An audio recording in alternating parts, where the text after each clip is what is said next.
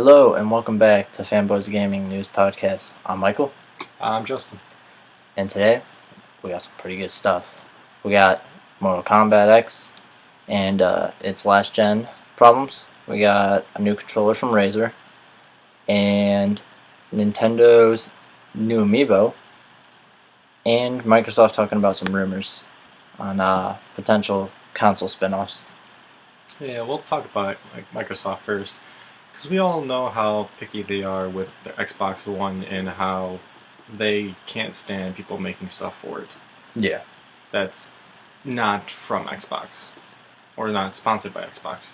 So when they heard the rumor about the Xbox Mini, they just completely turned it down. Yeah, Phil Spencer just shut him down. He's like, no, it's dumb. It's not happening. Yeah, Microsoft has been the only one so far that has been like, we are not making another console besides the basic, at-home console. Yeah, they have no plans as of right now for a Slim or portable. Nothing of the sort. Well, the Mini was just a recommendation. It was a concept for like a slim version. But that'll be in another 2 years. Yeah. After, think about it, the 1 terabyte bundles aren't even out yet. Yeah. Well, I guess the one is just the basic one. Yeah. And the Master Chief, but other than that, any of the new 1 terabytes that were pre-ordered, I haven't been out yet. Yeah. Forza, Halo 5. Yeah.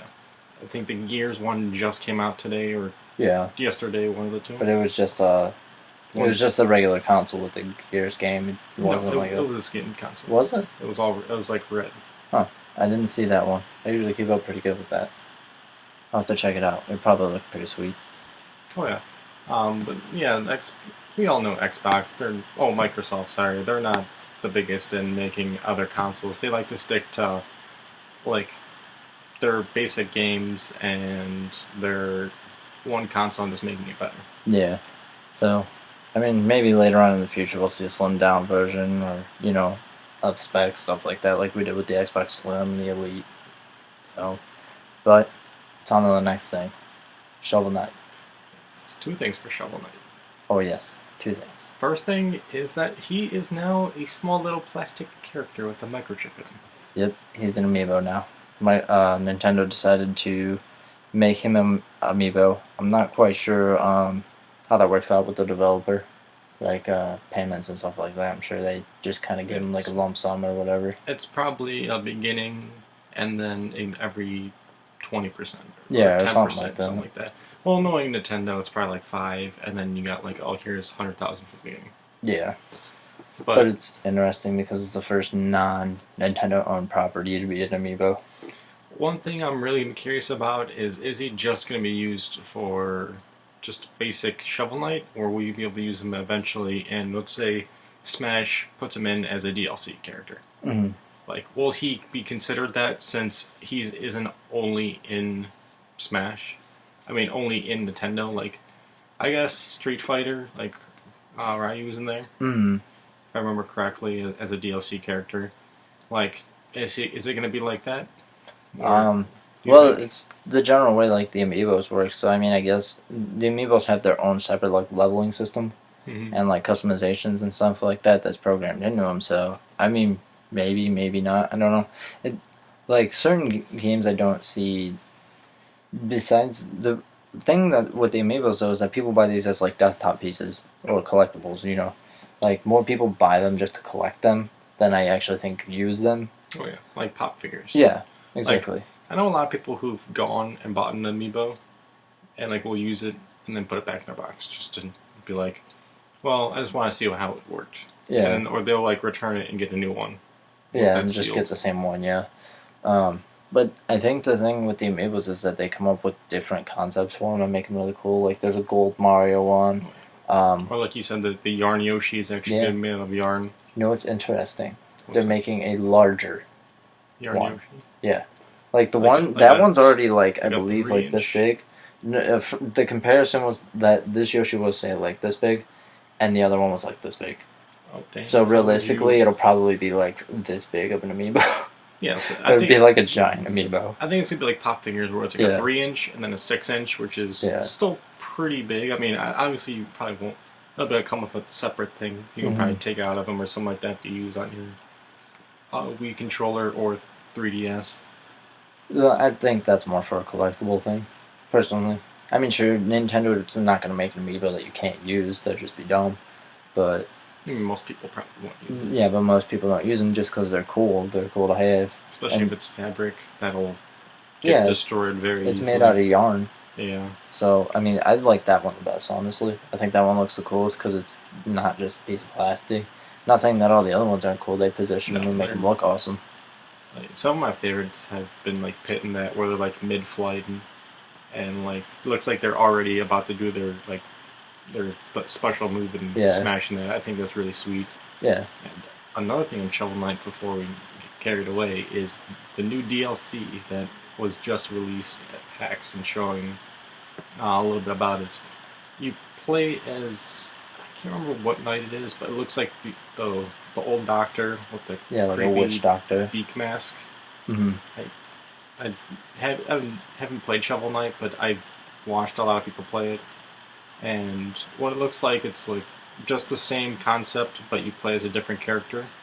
And I'm guessing it'll be the same type of armor where you get positives and negatives and different, your 4 or 5 different weapons. Mm-hmm. And obviously there's still the boss meter in that. I mean, there's been a couple videos from PAX that I've seen, but all of them so far has been about the same gameplay. Yeah, it just kind of shows one player, just kind of one person just jumping around in the same kind of area, so it doesn't really show off much. We'll probably get an official announcement from them soon, if not already. I haven't looked because we just saw this.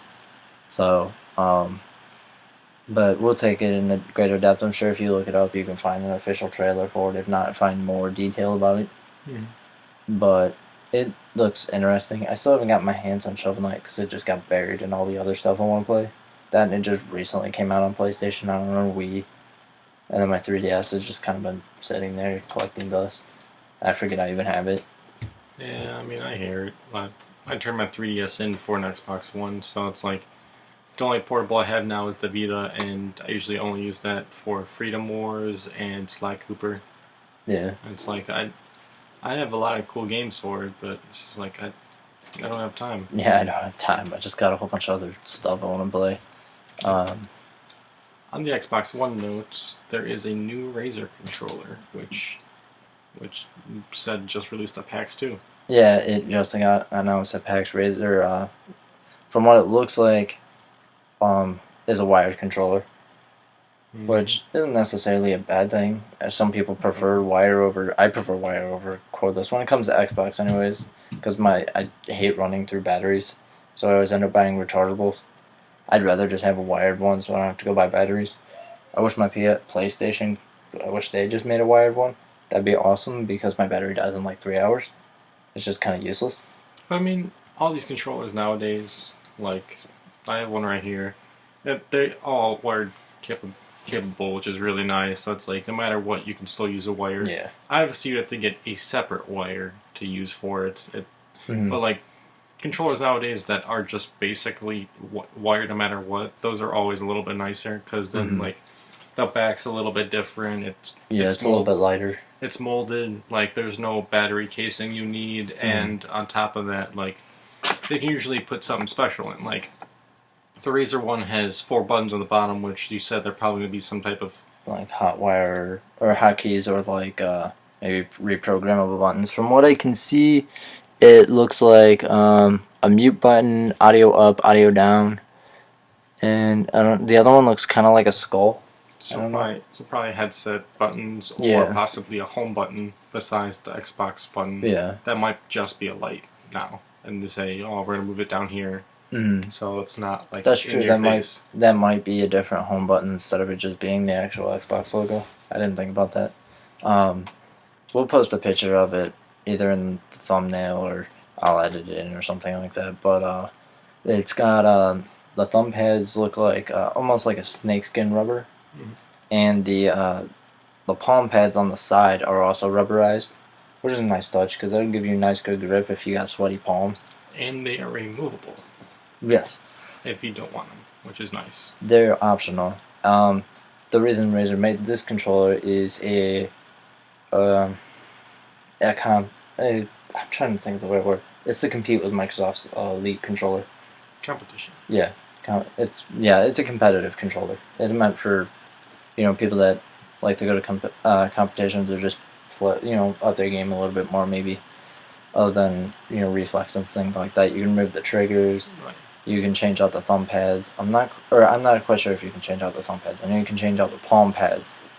Let me take a look here real quick. One thing while he's doing that is that you probably won't be able to use a keyboard with this, unfortunately, just because of the 4 buttons below the controller itself. There will probably be still a 3.5mm jack on the bottom, but like you said though, you can replace those shoulder buttons and the triggers to be rapid fire optional or some type of different support. And okay, so no, you cannot. From what I'm reading, you cannot remove the thumbsticks. You cannot change the thumbsticks. Which, from what we're reading right here on this article, you can take apart the controller. Anyways, every controller has that now. Yeah. Like Xbox is really easy. It's clipped on the back, and then it's like 5 screws. Mm-hmm. And then the whole thing just comes off and it's one big piece. Like, that's not a big problem. Like, but I mean, as long as you're having fun with your controller and not getting cramps like the Vita, you'll be fine. Yeah. So we're talking a little bit about the PlayStation 3 and Xbox 360 earlier. Talking about controllers, different things like that. When we were talking about this one, talking about clear controllers and this and that. But PS3, Xbox 360 are not getting Mortal Kombat X. No, they are not. It's getting canceled. Which, just like you said before, it's just showing you that there is going to be an end to the 3rd generation pretty fast. Yeah, they're phasing them out, I think, a little more quickly. And it's hard because there's still a lot of people that haven't joined the current gen that just don't want to move forward in the current gen. Because everything's still being released on the 360. Yeah, and stuff like that. But it's also really expensive, too. These consoles aren't cheap. No, especially since it's a $10 game increase for everything. Yeah. That and the PS3, when it came out, was actually more expensive than the PS4. Yes. PS3 was $500 when it came out. PS4 is $400. And I forget how much the 360 was when it came out. Was it $300? No, it was like $350. $350 without the hard drive. I think it was like $400 with like 125 gigs or something like that. But like, there's like still other things to consider. Like certain games came out with it. Yeah. I'm trying to think what game came out with PlayStation 3. I think it was Uncharted. Yeah, Uncharted. Well, no, Uncharted came out after the PS3 had already been released. Okay. So it wasn't like a launch day. They had like Motorsport, I think. Was like one of the bundles. I remember that. Because Motorsport was bundled in with one of the PlayStations that had backwards compatibility. Okay. Well. But anyways, yeah, I'm not quite sure how fast they're gonna phase these out. No, I think they'll give them till the end of next Christmas, and then that'll be it. Because then that'll be about a 6 or 7 year span, which is pretty good for a console. I mean, not as good as the older ones, but still pretty good. I mean, obviously that now there's newer stuff, developers now are gonna want to be like, oh, well, we want to use 1080. I don't want to go to 720, or like I want to use the touchpad on the PlayStation, or I want to use the cool triggers on the Xbox One. Like, there's certain things that only the newer consoles can do. Exactly. There's only certain graphics you can run, how big you can build a game on a previous generation. And that, it's hard, especially with a lot of this game's generations are either ports or indies. And it's hard to do that because we get a lot of those from developers that make PC games. And obviously PCs run at much higher rates than PlayStations and Xboxes. There's a lot bigger variety of rates, we'll say. Exactly, yeah. Because not only can you go up, but you can also go down without downgrading performance. Like, Well, usually you can do that. Well, like on the systems, you really can't. I believe you can go to 720p like always on the PS4. I haven't seen that option on the Xbox One yet. I haven't really looked too much because I usually just let it auto run because there haven't been any hiccups on mine yet. But like I've seen some people complain about it. Yeah, I mean, that is what it is. You know, we'll get there eventually. I mean, I'm hoping they don't phase it out too quickly though. But at the same point, I'd like to, because I feel like that's when you phase out the last generation is when you start being able to focus and be able to push. Oh yeah, like their one and only console. Yeah. Like PlayStation, they're finally doing a Star Wars Battlefront, so like another console besides Destiny. Like, I think that's the last one they've done since then, and now they're doing the Phantom Menace. They did the Phantom Pain, yeah, but that was a European exclusive for some weird reason. I don't know why. Probably it resonates better with them over there, and I don't know. But it's interesting. But that's it.